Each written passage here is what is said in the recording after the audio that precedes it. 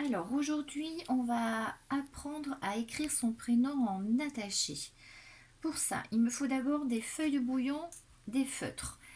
On commence par écrire le prénom de l'enfant en bâton. Ça, c'est son repère, c'est ce qu'il connaît déjà. Je commence pour Enzo. J'ai mon E, mon N, mon Z et mon O. L'idéal, c'est que ce soit l'enfant qui l'écrive.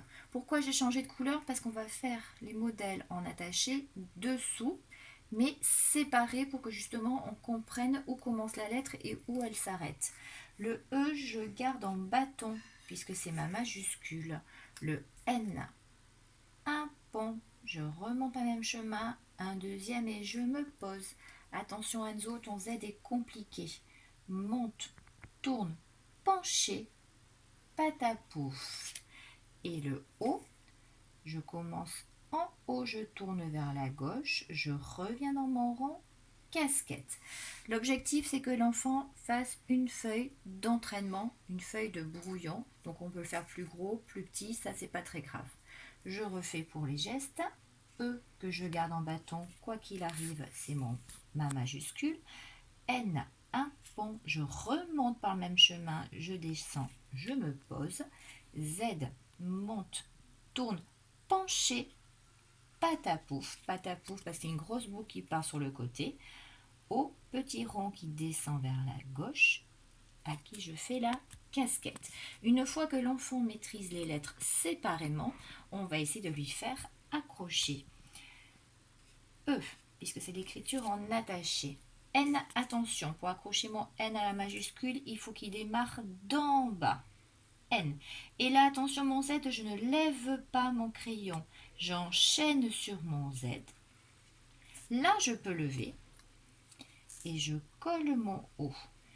Les deux couleurs servent à montrer les lettres qui sont attachées et les endroits où je lève mon crayon parce que ça, c'est extrêmement important. Ça, c'est au feutre au départ, parce que ça glisse, c'est en gros, je remplis ma feuille. Quand je suis prêt,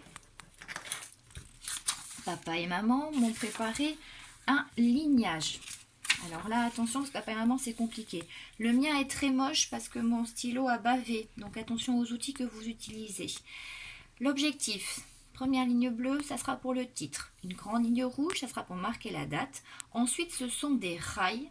On essaie de les faire de 1 cm d'écart. On essaiera d'arriver à 0,5 cm d'écart, la taille du premier cahier d'écriture.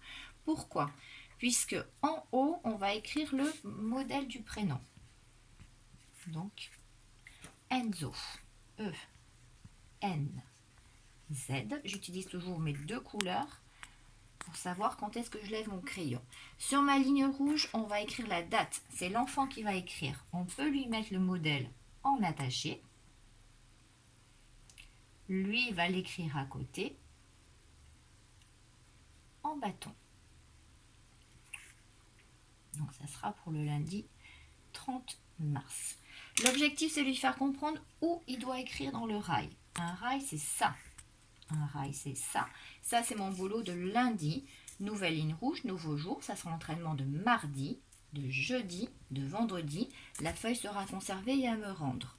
Sur la première ligne, je dois m'entraîner à écrire mes lettres séparées. E, N, Z. Oh, j'ai fait une bêtise, Enzo, ton E, il dépasse de la ligne. C'est une majuscule, il dépasse. Excuse-moi. Et je recommence puisque j'ai la place. E, N, Z, O. Et quand je suis prêt, je vais essayer d'écrire dans le deuxième rail mon prénom en attaché. E. Attention, le N et le Z qui sont accrochés. Et le O qui est tout seul. Et je peux l'écrire 3 fois. Mon entraînement du mardi, du jeudi, du vendredi. Bon courage Enzo!